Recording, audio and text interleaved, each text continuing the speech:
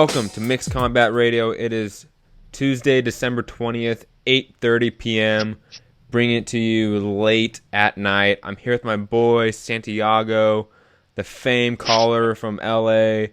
for the boxing voice. Santiago, what's up, buddy? Not much, just here sitting down and basically getting ready to talk boxing with you, my friend. Yeah, man, we had a ton of boxing this past weekend, and I think it's only right to talk about Bernard Hopkins and his career, because like I talked about my own podcast yesterday, just talking about the fight, but I wanted to really talk about just like a reflection on his career, 'cause I think that's due. He's a Hall of Famer.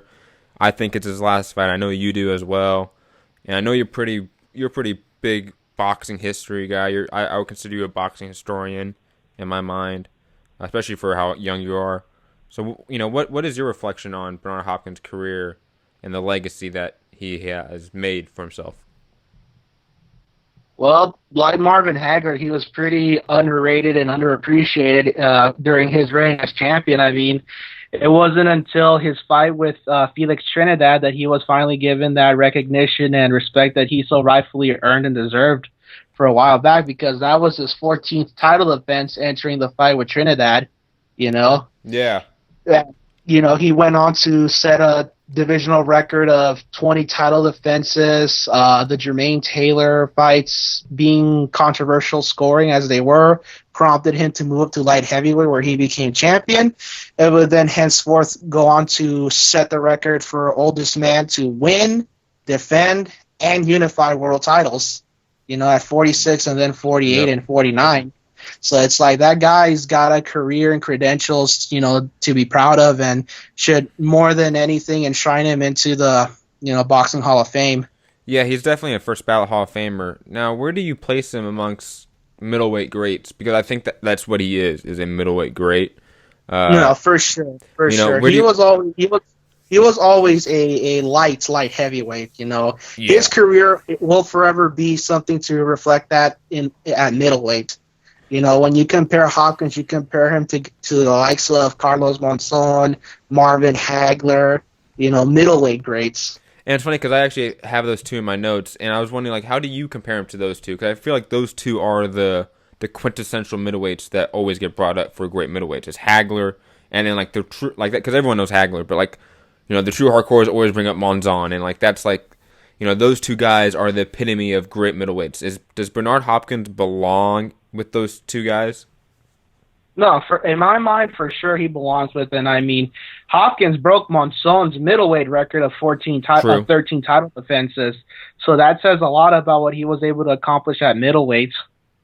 Yeah, you know, it's funny because I'm looking over his record just because it's one of those records you just can't help but keep looking over, because it is one of those, it's just littered with names, you know, like, and I keep looking back at the Felix Trinidad fight, the fight that really put him over in terms of even semi-casual awareness, because he was never a star.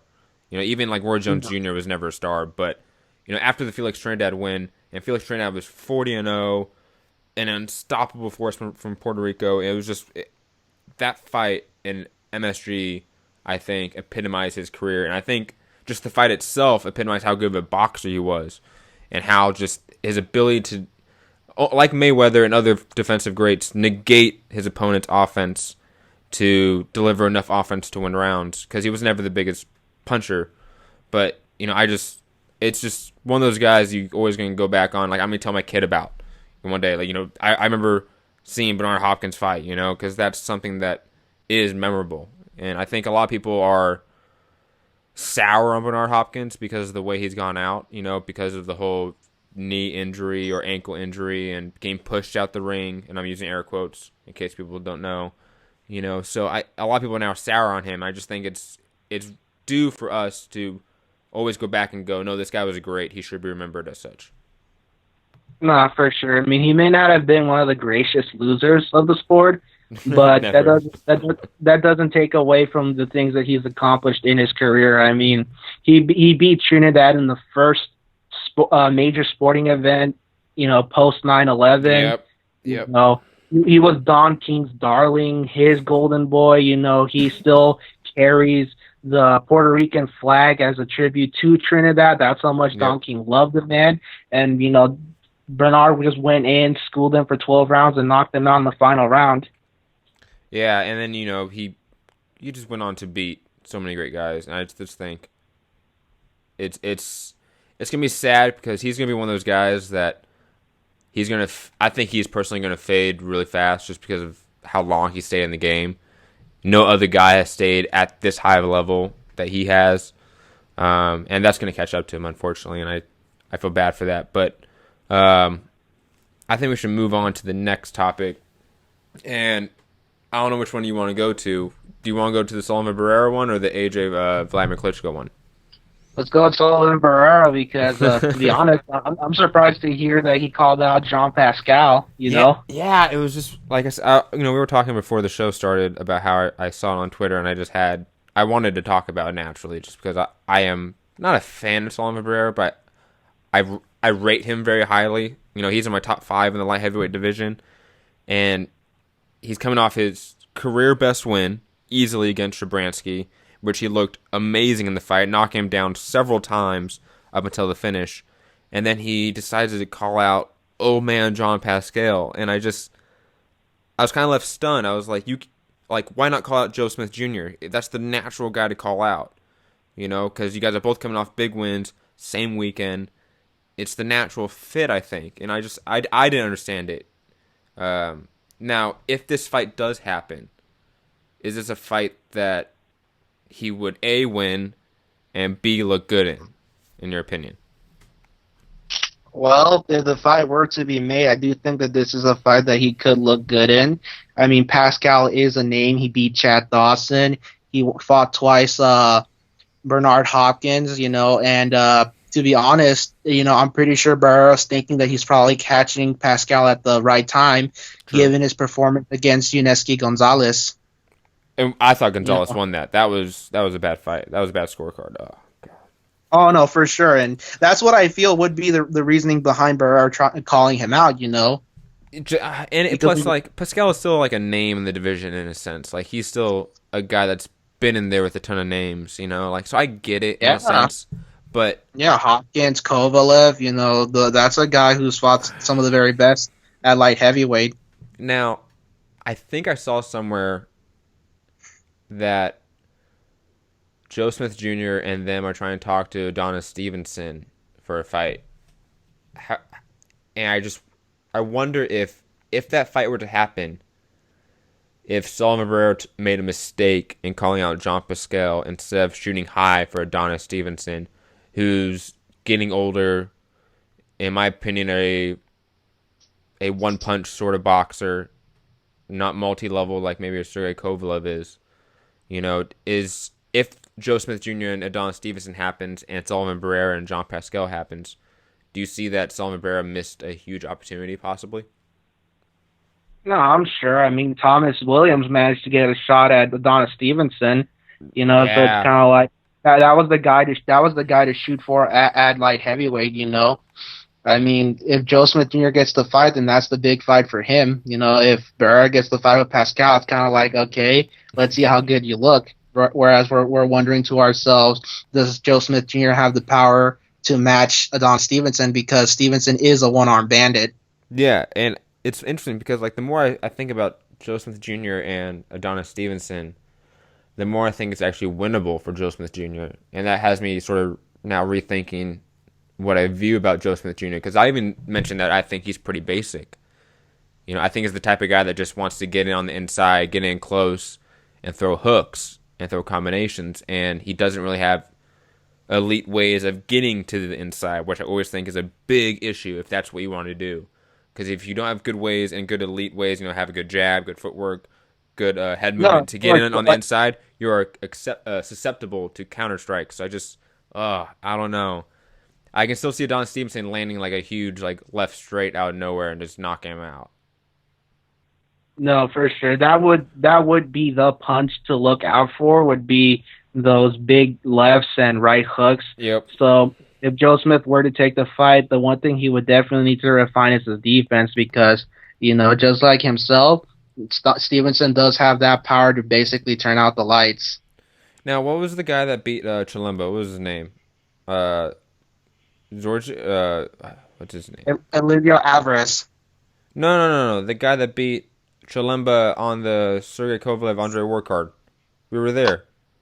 Oh, I think. The Russian guy. I don't know if he's Russian, but I know he's Eastern European. Starts with a G. Yeah, I I'm, God, I'm and I saw the pay-per-view card too. I can't remember to be honest with you. I'm going back to our rankings right now because I know he's in our rankings. But as that's coming up, and thank you to my Wi-Fi for going so slow. A guy like that I think is even more interesting than a John Pascal. Like I don't know. And it's funny because we have a lot of young blood now sort of rising to the top at the light heavyweight division, and we have like really like three big monsters at the top, at the very top in Ward, Kovalev, and Adonis Stevenson. So I think light heavyweight is turning out to be while a top heavy division, a really interesting division coming 2017, 2018. I think there's a lot of interesting matchups that could happen in that division that some people are overlooking. No, for sure. I mean, I was the one that called into the boxing voice and basically suggested instead of the rematch, Ward should consider taking the fight with Stevenson because, in my opinion, that's a winnable fight for Ward. It's funny because, I know a lot of people that will laugh at you for even mentioning that, and I don't personally think that's an outrageous thing to think because if that fight were to happen, then we have a legit unified champion in that division. And I can't remember the last time that's really happened other than not because Tyson Fury doesn't even count because when He Tyson was Fury heavyweight. when Tyson Fury won the belt, I think Wilder already had a belt, right? Yeah. So Wilder already had a belt. yeah. So I can't remember the last time where we had a single champion in a division. I mean, can you? Now I can't think that far back, unfortunately. It's At before least, it's before the creation of the WBA and the WBC, right? Like that's like as far as I know. That would just yeah, be, no. that'd be interesting to go back and look to see when that was because I think that's something that we've always sort of said that we've wanted. We wanted these belts to be unified and to have a unified lineal champion to sort of, Yeah, because in a sense, clean up the sport. yeah, because like the closest we've had to that was Roy Jones when he was ruling the light heavyweight division. Yeah, and that to me that didn't even count as well. So it's just interesting because I don't think we as the boxing there's so many people in the boxing community that are quick to criticize Ward, and I think a lot of people are overlooking the potential for a unified champion, An undisputed champion. At light heavyweight, which is a all-time historic division. One of the first divisions in boxing. So I just think that's something to not scoff at so quickly, like some people do. Yeah, not only that, look how rare it is just to be an undisputed champion in a given weight class. True. And just to have like 2 or 3 belts in a division is hard to do. Like that's just. It's interesting how quick we are to criticize some people for those decisions, and I bet if a Gennady Golovkin chose to do something like Ward did, like Gennady Golovkin would obviously support that. But because Ward does it, there's certain fan bases that decry that and say, "Oh, how dare you?" It's just the fanboyism in boxing becomes apparent really fast with stuff like that. Unfortunately, so. Now. The the Anthony Joshua Vladimir Klitschko fight sold around 51,000 tickets today, which is just like an absurd number in like what was like 21 minutes. And I've been saying this before that came out that AJ Vlad is going to break Ricky Hatton and Floyd Mayweather's pay-per-view record in the UK, which is 1.2 million pay-per-view buys. And I was wondering what you thought about that.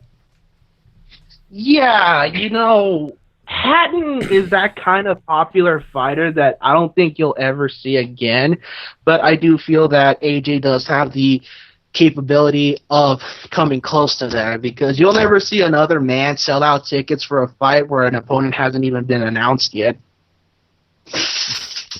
True. And so you don't think it's going to beat 1.2 million, huh?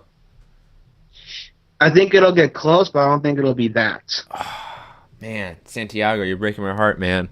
Well, I'm gonna prove you wrong because I think Anthony Joshua, for one, does have something going for him that Ricky Hatton doesn't have. That he's a heavyweight, and we True. we know that casuals, especially just like the outside boxing community, because people think of boxing as like Rocky. Like we have to like admit that at some point. Like most people when they think of boxing think of Rocky Balboa, and they think that's a heavyweight when Sylvester Stallone was like 170 pounds.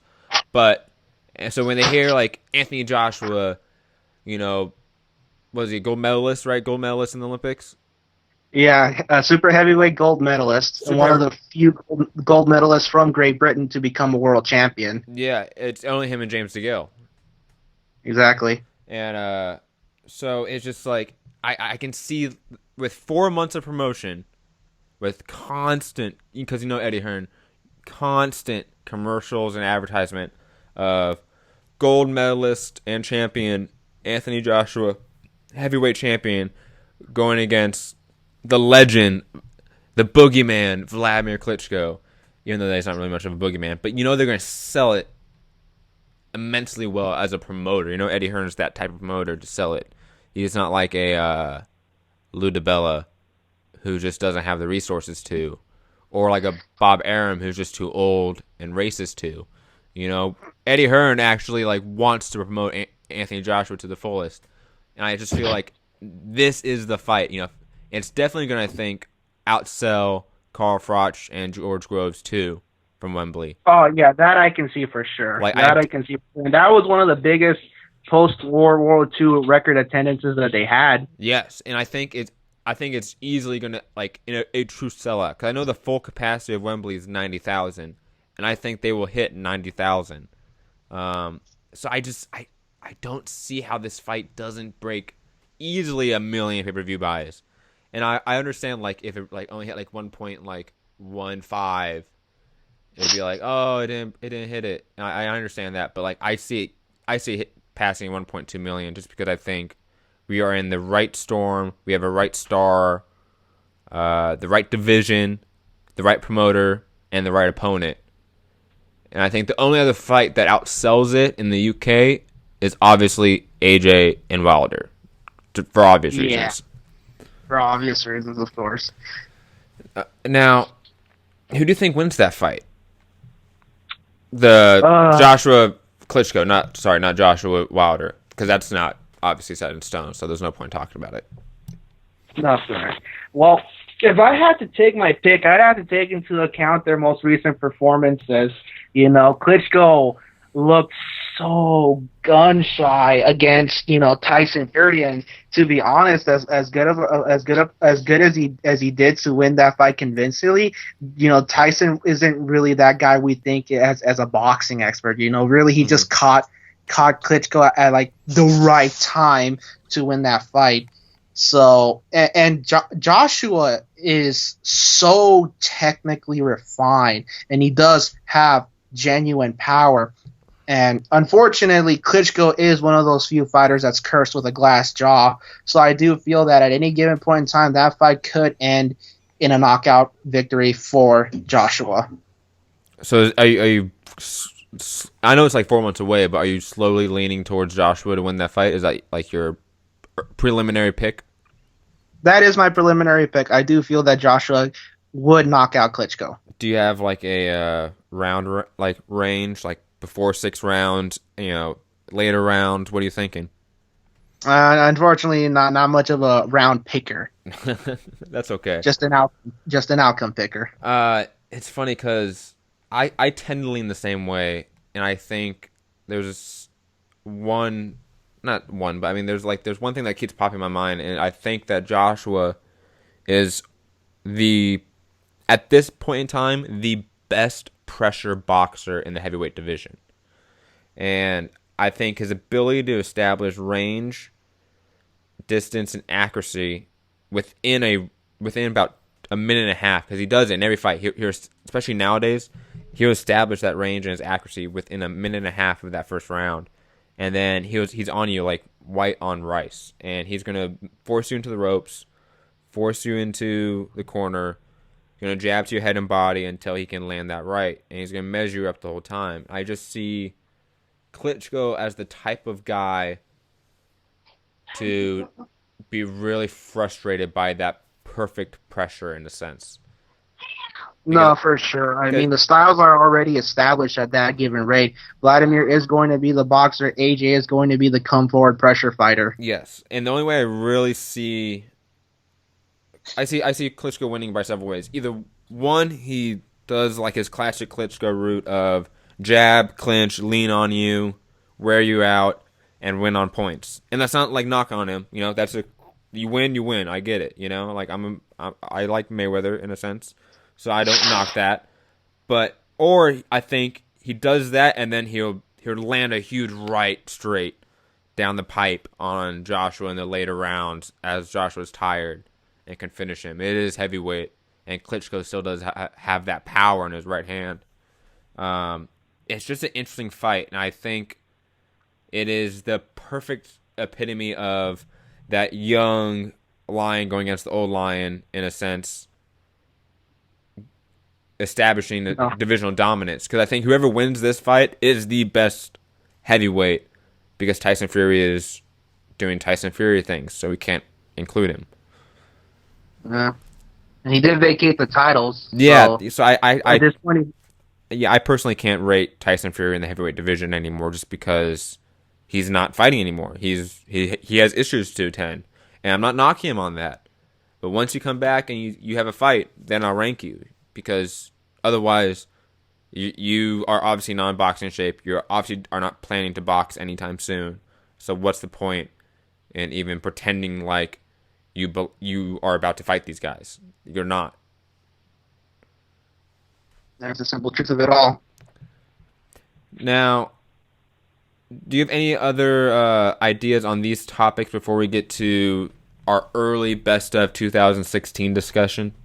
Because I think that's like almost like an entire topic and subcategories and stuff on its own. No, I'm ready to switch over to best of 2016 early discussion. Now, we were already discussing this pre-show about Fighter of the Year, and I think we're both in agreement on who is Fighter of the Year, and you tell the people who is the Fighter of the Year in our mind.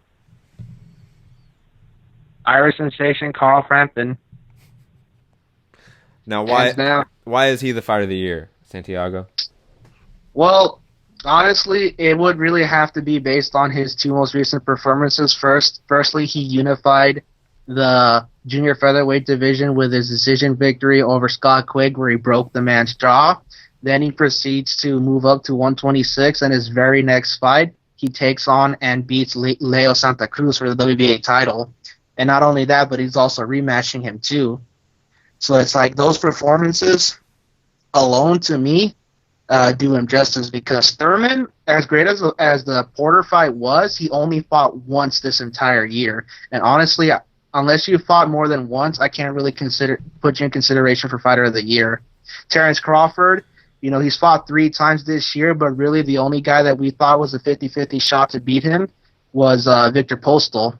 None of us really thought Hank Lundy or John Molina was really going to beat him. No, and I tend to agree. Because I used to have Terrence Crawford on my top 5 for Fighter of the Year, and I took him out because you guys, Info Joe, JP from Long Beach, and Fern, you guys were all talking to me. And Joe Smith Jr. I think does belong in the top 5. I think Vasily Lomachenko belongs in the top 5. Andre Ward and Manny Pacquiao.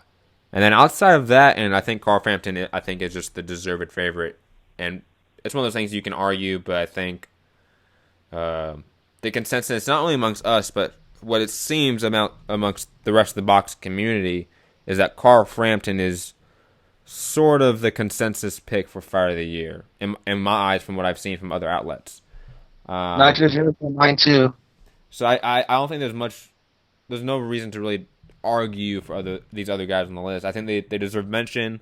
Manny Pacquiao, beat Tim Bradley, Jesse Vargas. Andre Ward beats Sullivan Barrera.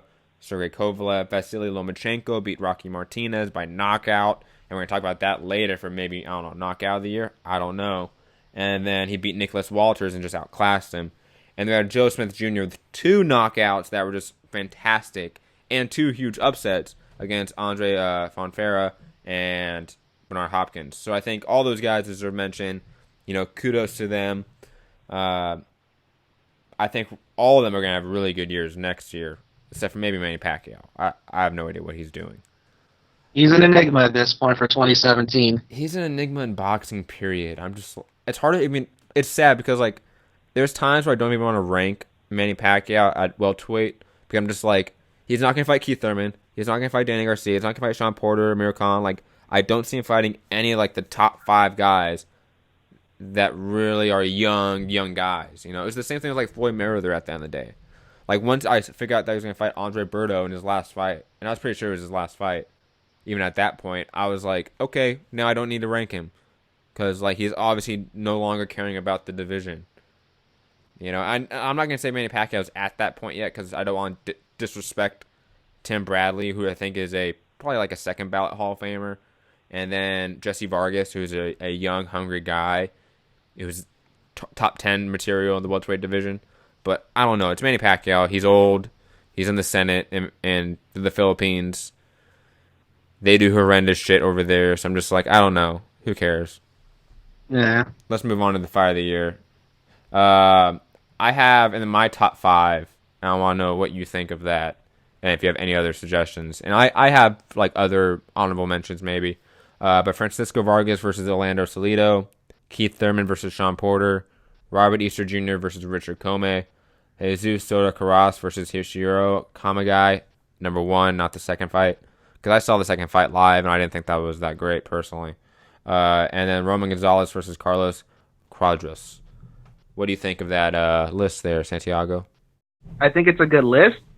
And to be honest, my top 2 picks would be between Keith Thurman versus Sean Porter and Roman Gonzalez versus Carlos Cuadras, just based on the atmosphere of the fight itself.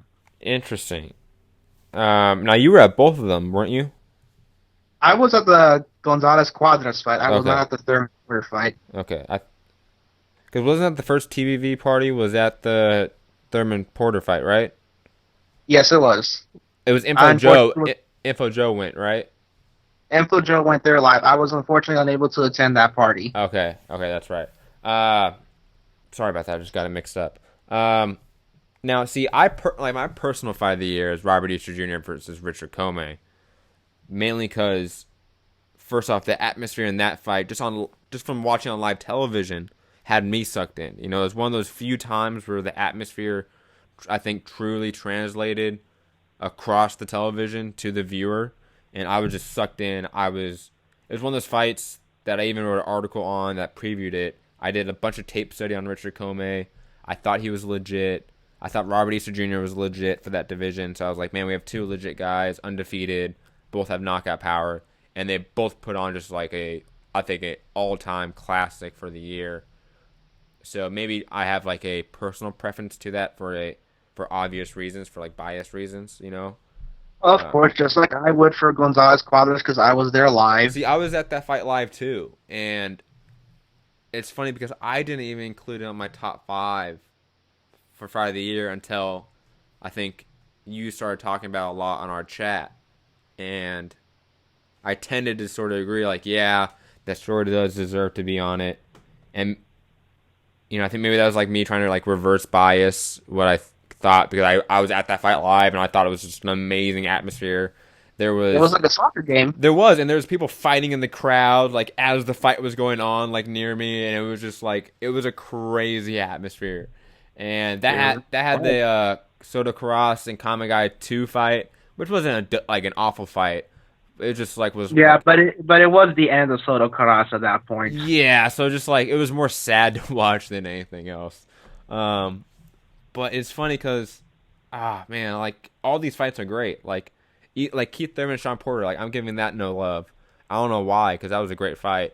But see, the thing with that fight was I remember I saw it after I found out the outcome of it, and maybe that plays a factor in why I don't think highly of it in a sense of these other ones. I don't know. But like even Francisco Vargas versus Orlando Salido, I know that's like everyone's pick for fight of the year is that fight. And maybe because that is everyone's pick. It seems like I'm trying to go against that. But No, I'm they're all sure. great fights, and I think you can make a legit arguments for all of them. No, of course you can. I mean, not only that, but like Keith Thurman, Sean Porter, that fight was shown on prime time with the Showtime cast, so that kind of had like a little allure to me too for its inclusion in the top two.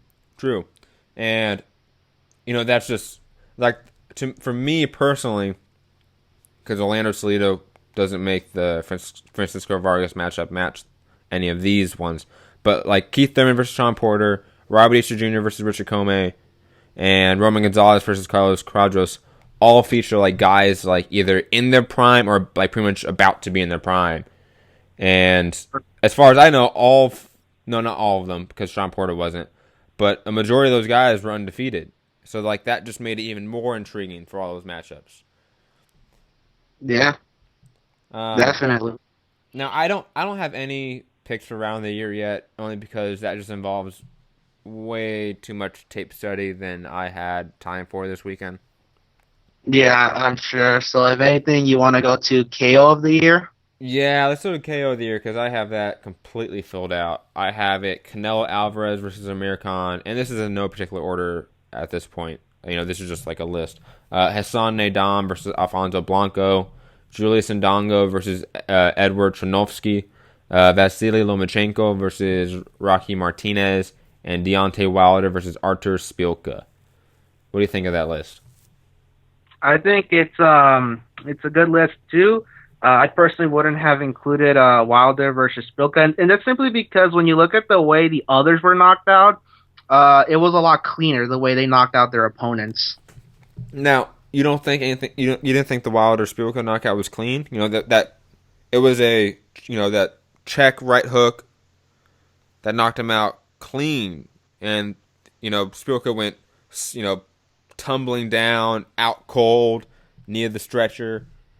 I not like I get what you mean by like not clean because they're in a sense heavyweights. Like they themselves do not fight as clean as like a Lomachenko and Rocky Martinez even. Obviously. So like there's no it's not there's no there, it's hard to compare cleanness with the heavyweight division to a bunch of these lower weight classes where they are just cleaner by nature. You get what I mean? No, for sure. I mean, I think the knockout was impressive. I mean, he did knock him out, but like in terms of like impressive knockouts, I would probably favor like Canelo's knockout of Amir Khan. Oh yes, I thought you meant like that you thought that fight shouldn't be on the top five or No. my top five. No, I agree that that's probably like the lesser of all of them. I think, like me personally, I think the Canelo Alvarez versus Amir Khan fight was the cleanest and most devastating in a sense. Yeah. I think the Nadam fight versus Blanco, while extremely shocking and had that upset factor. Blanco was twitching after the knockout. That always kind of adds like a visceral, surreal sense to the knockout. That almost like sickening feeling. Mm-hmm. Maybe just because it's Nadam. I don't think that's better than the Lomachenko Rocky Martinez knockout or even the Julius Ndongo versus Edward Tronovsky knockout. I thought that was a beautiful left counter that just iced Tronovsky. I don't know. What do you think about these other ones? I know you think probably Canelo Alvarez versus Amir Khan is number one. I think a lot of people do. Actually, no. I personally don't, and I simply don't just because of the weight disparity in that fight. Oh, with really, I would be. Yeah, I'd be split between Lomachenko Martinez and Ndongo Travansky. Gun to your head, if you had to pick one. Probably Travansky for one punch knockout. Yeah. Because Lomachenko was a combination knockout. Yeah, and plus I was the only guy to pick Ndongo out of like the entire boxing world to win that fight. So I think you have to agree with me that like that's just awesome. Yeah. Now, Let's go to a topic that I thought was actually pretty intriguing: robbery of the year. ooh, yes. Now I only have three fights on my list at this point, only because I really haven't put that much thought into it, and I think it's sort of it's one in my opinion I think the most subjective category out of this entire list. Mainly because there's people like me and you who consider fights that even I put on this list, Andre Ward versus Sergey Kovalev, as robbery of the year, and me and you don't consider them robberies, but I know a lot of people do. So I felt like it deserved to be on this list. Yeah. And then I have Darley Perez versus Maurice Hooker, which was on that card. I think it was the co-main as well. I thought that fight was a more clear example of a robbery. And then I put Terrell Gushal versus Steven Martinez, and that was probably more along the lines of an Andre Ward versus Sergey Kovalev fight.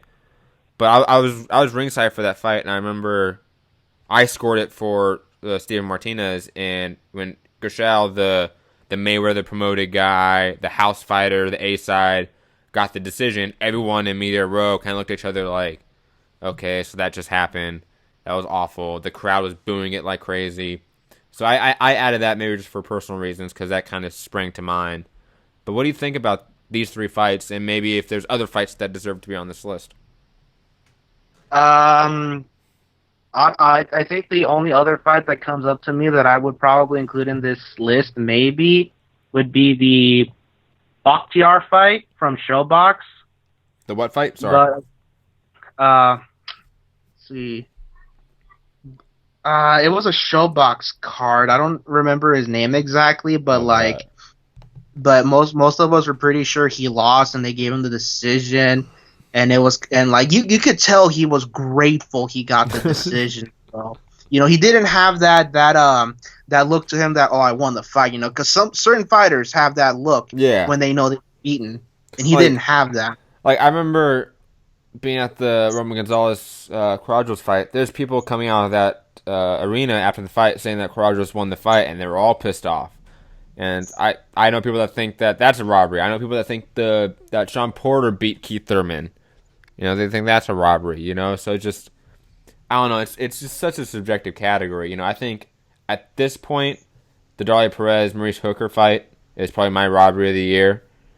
Uh, Not mine too, because like there is no way you could yeah. only give Darlin Perez 3 rounds in that entire fight.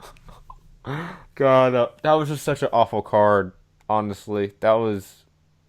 If I know we have like event of the year, but if we had like the worst event of the year, that Andre Ward Sergey Kovalev would have been the worst event of the year in my opinion. Like just to be Just on honest, scoring alone. just not like even like the Curtis Stevens, what's his name? James La Rocha? No, James De La Rosa. yeah, James La Rosa. I thought James La Rosa won that fight, and I didn't think Curtis Stevens won that, and I remember not that was like as obvious as a Dolly Perez Maurice Hooker fight, but that was on the level of an Andre Ward Sergey Kovalev fight where you had some people saying that some one person won it, and you had Yeah, it was a controversial scoring, yes, but exactly. There's a lot. we're of the opinion it maybe wasn't a robbery. Yes, I mean, yes. you had it for De La Rosa. I had it for Steven, but not by the scores of the No, judges. yes, and I think obviously that goes on like a bigger topic because like we need major boxing reform just in terms of like judging, officiating, and like the regulation of the sport. And I think like that's due to come. And I would talk about that on a later podcast because I know you don't want to talk about it, Santiago. But we're gonna go to upset of the year because I think this is a really fun category, just because it's one of my favorite categories personally. And I have David Peralta versus Robert Guerrero. And I want to remind everyone that David Peralta was literally a taxi cab driver before this fight. And I think that's awesome. And he beat Robert Guerrero in his home state at Honda Center. Oh, that was great. And then we had Nadam versus Alfonso Blanco, which is in the running for KO of the year as well. I think it deserved to be an upset of the year just because of Nadam's Olympic joke is the best way to put it, I think. Him actually going back into the Olympics and losing, I think, in the first round. That's pathetic. And Antoine Douglas versus Advidi Kurtzi. I think that deserves to be in discussion. Julius Ndonga versus Edward Trinovsky, also in discussion for knockout of the year. I think Julius Ndonga was like a a plus 1,300 underdog, which is just insane numbers. And then we had Joe Smith Jr. versus Andre Fonfara, and that was just a brutal knockout. Definitely deserves maybe some honorable mention KO of the year. What do you think of that list? I was very excited when you included the Antoine Douglas Advantil Kurtzitse fight. Thank you. Because honestly, that's a fight that seems to have been lost. Since it was a showbox card and it was on the undercard of a Julian Williams fight. Mm-hmm. And like I have like a slight bias towards that one simply because I don't think you're gonna see another fight where you see a 5'4", 160-pound middleweight literally beat the shit out of a 6 foot, 159-pound prospect who was highly touted. Yes. Douglas was thought of to be like almost like grooming to be a guy that they're going to feed or that was going to beat Daniel Jacobs. In my mind, that's what they were grooming him for. Yeah, man, and I mean that was a guy who was 35. No one had heard from him. He's from a country called Georgia, So, and it's kind of like he just went in there and he scored a 10th round knockout. And when you say beat the shit out of, like, he beat the shit out of Douglas. I mean, that was it made his name Kurtzi or whatever, however you pronounce his name. It made Kurtzitse. It made him be like an instant name that everyone wanted to face Golovkin. Because like there's people that I see on Twitter that always go like that like Gennady Golovkin needs to fight this guy, and it's because of this win. And I think, like you said, it sort of got lost in the shuffle. It was the co-main event, I believe, or not even the co-main. It may have been like the third fight on the telecast, or the first fight of a triple header with Julian Williams, and Julian Williams was highly touted, and we all know what happened to him. So it was lost in the mix. I felt like I forget who mentioned this to me, because a lot of this list, to be honest, has been help to me from everyone in the TBV community. I have to just say thank you to everyone that's helped me out with this, because it is a lot of things to think of. But I think it may have been like Boxing MD or something like that brought up this fight, and I was like, yeah, that definitely deserves to be mentioned. And yeah, if you had to pick one fight that's upset of the year, what would you pick? Honestly, like I said, I've got like a little bias towards this, and honestly, I personally would pick Douglas Kurtzitse just because of not only the height but age discrepancy in that fight. Yes. 35 years old, 5'4" versus a 27, 26-year-old, 6 foot, prospect. Now it's funny because like personally, I have to go with David Peralta versus Robert Guerrero. Because I think, like, the literalness, like, I'm not joking, like, folks, like, David Peralta literally drives a cab around as his day job and goes to, like, a boxing gym at night, like, 2 or 3 times a week. That's what he does. And they picked him to fight Robert Guerrero in his pseudo hometown of LA at the Honda Center. So Robert Guerrero can get a big win and go be fed to another young welterweight. That's what was going to happen.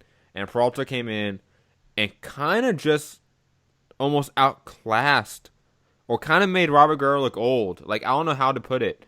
It was just one of those fights I remember watching and going, this isn't what's supposed to happen. And it was just, it wasn't like, now, luckily, I think most of these fights end in knockout except for, like, the David Peralta versus Robert Guerrero fight. But, like, yeah, there's some fights that could be decisions that are, like, upsets that really don't get mentioned because they're upsets. I think a lot of upsets get mentioned because they're knockouts. But this was a decision win. This was a taxi cab driver taking a legit two division world champion? Yes, two division world champion, 126 and 130. Yeah, in Robert Guerrero, and taking him to school. Like boxing Not only school. that, but the scoring wasn't controversial either. No, it wasn't. I thought it was pretty fair scoring, and I don't know. I think that like just that is literally a movie that's just ready to be made. David Peralta is gonna be a movie someday. It's gonna be like bleed for this David Peralta story. Yeah, no, I think that was a good fight too. I mean, I saw that fight. Get Angulo got beat, Guerrero got beat, and well, Yes. that was definitely something I was thinking to myself. This could be upset of the year.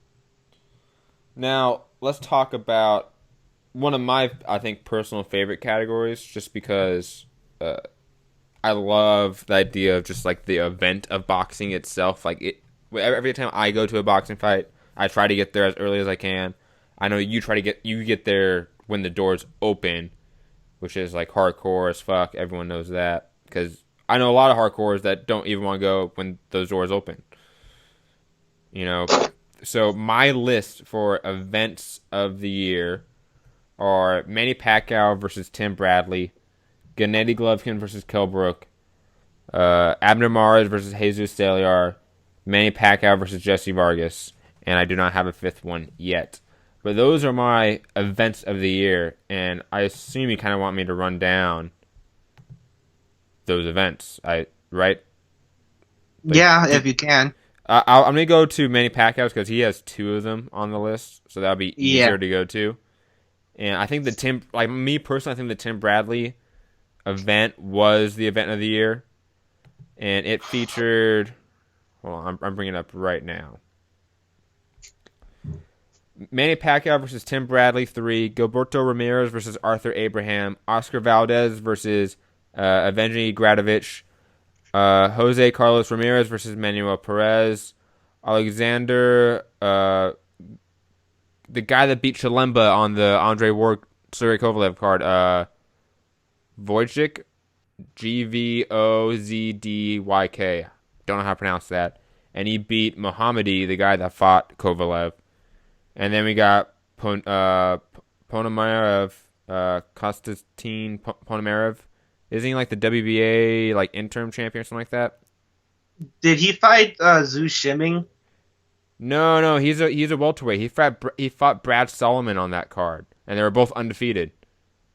No, I didn't see that fight. I saw the pay-per-view telecast. Oh man, so like you got like one, two, three, four, five, six fights in my opinion that are all quality fights.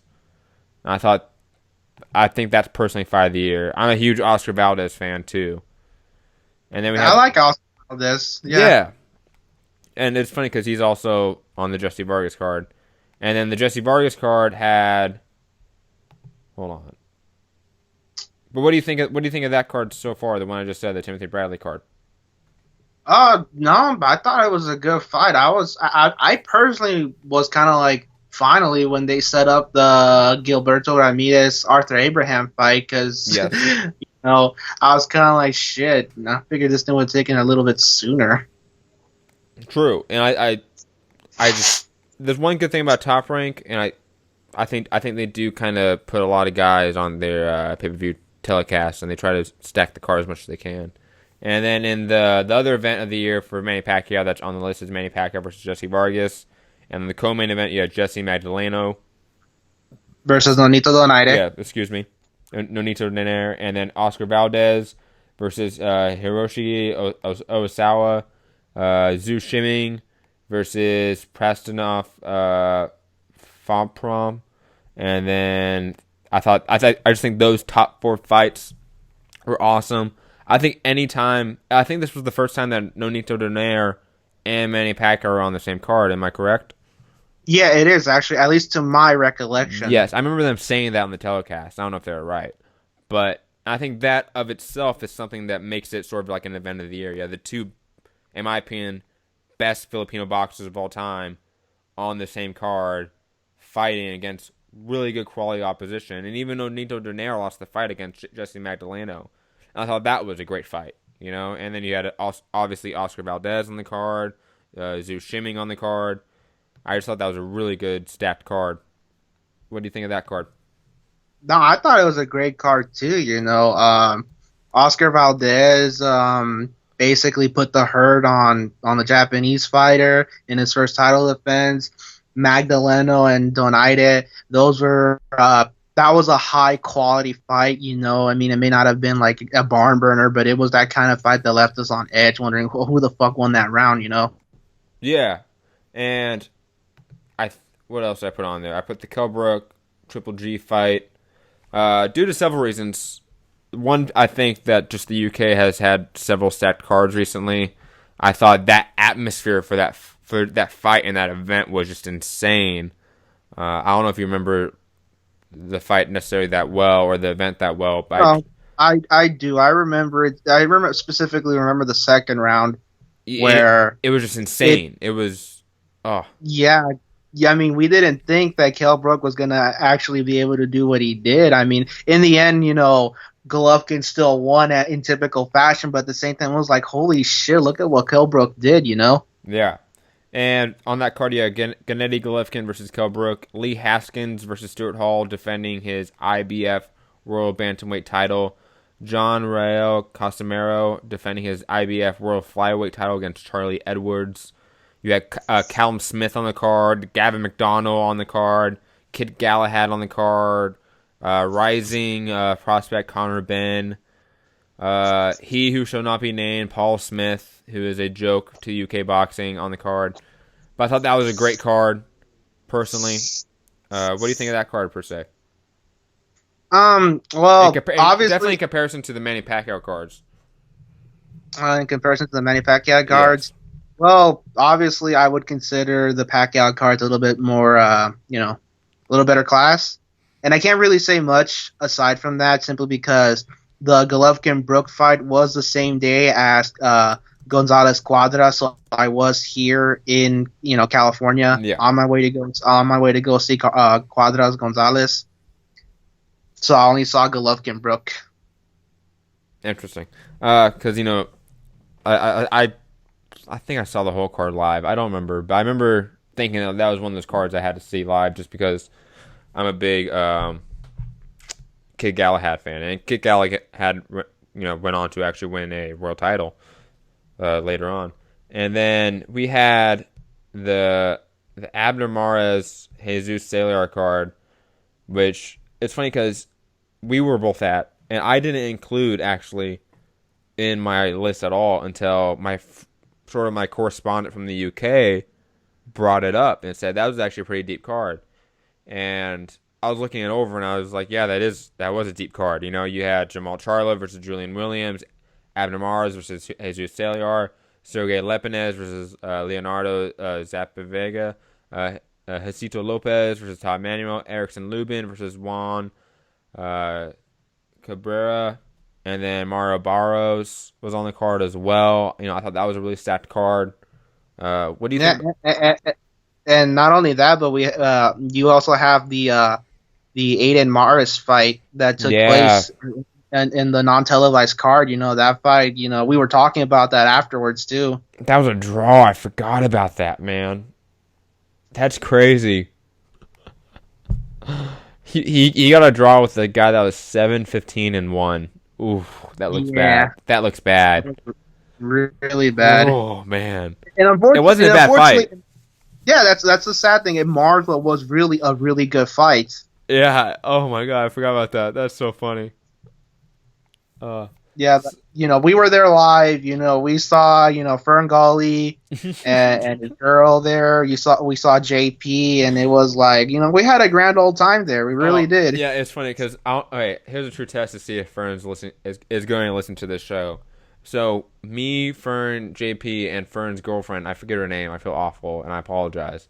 But we were all walking back to our car, and we were walking down some steps, and it was in the Galen Center. We're walking down steps, and Fern totally like steps on his girlfriend's like leg as they're walking down the steps, and they like turnsault down the steps, and they roll and they fall, and you can tell Fern was just like completely embarrassed, and I was trying so hard not to laugh after I figured out they were okay, obviously, but it was so Um, funny. It was so funny, I'm like, oh man, you shouldn't drink too much, had too much of a good time.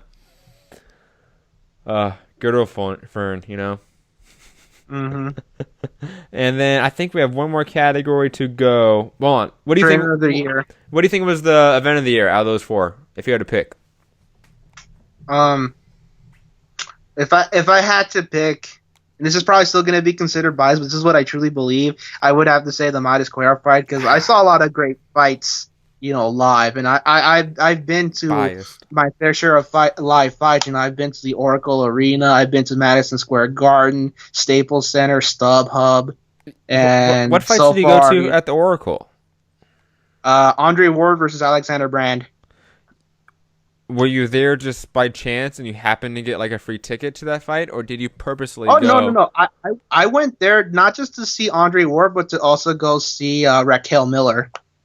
Man, you actually traveled to go see Ward versus Brand. I mean, I don't think there's anyone else in the world that did that for that fight. Yeah, hey, I called into the boxing voice, Oh on the way God. over there. Oh my God. Fern JP and Info Joe, they all need to hear this ASAP. I can't wait to text them this that you actually drove up to the Bay to go see Andre Ward versus Alexander Brand, which is like one of the biggest mismatches we've seen in boxing in the last few years. Man, And kudos to and you. and yeah, and shout out to Raquel Miller too on her big night. That was funny. Now I'm gonna go with Manny Pacquiao versus Tim Bradley. I think there's a lot of great names on that card, and even guys that necessarily weren't big names then have now sort of becoming big names in the division or starting to. They're Um, coming to their own. yeah, I think Top Rank, for all of my criticisms of Top Rank and especially Bob Arum, which I feel like are deserved, I will always give Top Rank props because they do bring up prospects, I think, quite well. But let's go to Trainer of the Year. And I only have four. I don't have five yet. Because I really can't think of a fifth one, to be honest. I can't think of other trainers, but I mean, I don't think other ones deserve to be. Like a Virgil Hunter is a great trainer, but I don't feel like Virgil Hunter should be in the discussion yet. Maybe I'm wrong. I don't know. But I have Robert Garcia, Abel Sanchez, Freddie Roach, and Manny Robles. What do you think of that list? Oh no, great mentions. I mean, Abel, trainer of Gennady Golovkin, Robert Garcia. Gassiev. In my Hey, don't forget Gassiev, who just won the cruiserweight title. No, of course, yeah. Robert Garcia bringing back to life some of these name fighters, like Maidana and Matis. Freddie Roach, who for a long time has always been associated with Manny Pacquiao, trained Zeus Shimming and has trained 27 world champions in his career. And then Manny Robles, who we saw was training Jason Quigley. Yep, and he also trained Jesse Magdaleno, Oscar Valdez, and he trains a bunch of other people. I forget who else he trains, but he trains a lot of good guys. I think he trains Dominic Brazil too, but that's not like That's not even a remotely great mention. it's not a great mention, but that's just one I can remember. 'Cause I remember being at the gym for a media event with Oscar Valdez and Jesse Magdaleno, and obviously they were trained by Manny Robles, and Dominic Brazil was at the gym training too. I thought that was weird because I'm like, these guys are top rank, and Dominic Brazil is obviously PBC with Al Heyman. I'm like, interesting. But anyways, I personally kind of want to go with Manny Robles, or I kind of want to go with Abel Sanchez. I don't know. But then again, like Robert Garcia, like I thought Abner Mars was done, but obviously Abner Mars put some gears in and some levels into his game that either I haven't seen in a long time or just haven't been there against Jesus Saliar. Because I counted him completely out in that fight, and he looked awesome, And he was, especially in the later half of the round. and Cuellar was being trained by Freddie Roach that fight too. True. I forgot about that. But again, like Freddie Roach has that common like thing where like he's not really the main trainer. Like, you get what I mean? Like there's like other guys that train these guys that speak their Yeah, languages. like the assistant that trained Ruslan Provodnikov. Yes. What's his name? I forget his name, but that's the perfect example. Like Freddie Roach wasn't the actual trainer for Vodnikov, really. Plus Freddie Roach is one of those guys, and like I almost want to put like Abel and almost Robert Garcia almost in this mix now. That they're at that point where they're such big time trainers and they have so many big time names. Like same with Virgil Hunter. that I don't think they really have quality time with any of these guys. And I could be wrong. I could be completely wrong. And I don't have any quantifiable data to prove that. That is completely speculative. But from my understanding, that these guys have tons of big names, and they only have so much time in a day. You know what I mean? Yeah. So, yeah, no, for sure. But I've been in the gym with Manny Robles training Oscar Valdez and Jesse Magdaleno, and I've seen them put in tons of work. You know, and I've seen I don't know, maybe I'm biased because I've seen that more up close recently, and especially because those two guys have done so well recently as well, that I'm biased in a sense towards this pick. But I'm going with Manny Robles. Gun to your head, if you had to pick, who would it be? Probably Manny Robles too, because Abel's all the other three guys, honestly, Freddie Roach, Abel Sanchez, Robert Garcia. The one thing that they have this at least synonymous with one name, and that's, you know, for Robert Garcia, his brother Mikey, Abel, Triple G, and Freddie Roach, Manny Pacquiao. Yeah, and I don't think Manny really has that guy yet. Yeah, Manny doesn't have that guy that I can be like, oh, that's the guy trained by Manny Robles, or, you know, he trains under Manny Robles. Yeah, true. And yeah, so it's been a great show, Santiago. I've had quite a pleasure going through best of 2016 for boxing, Bernard Hopkins' career and his obvious Hall of Fame status, the potential for Wladimir Klitschko, Anthony Joshua to break Ricky Hatton's 1.2 million pay-per-view buy record in the UK, Saul Cabrera's odd call-out of John Pascal, and just a litany of other things. I can't wait to talk to you again, Santiago. If you have anything else to say to the public, you know, go ahead, and we're sign off. Nah, it's been a pleasure, and I look forward to being on this more often. All right, Santiago, you have a good one. You too, dude. Take it easy. Take it easy. And to all of you loyal listeners, thank you for joining us on another edition of Mixed Combat Radio. Make sure to follow me at Mixed Combat News on Twitter, at Mixed Combat Radio on Facebook, SoundCloud, YouTube, all the other platforms. And be sure to follow us and support us on Patreon at Mixed Combat Radio to make sure that the quality of this show and our future website can be the quality that you guys deserve. Have a great day, and we'll bring you another episode tomorrow. Peace.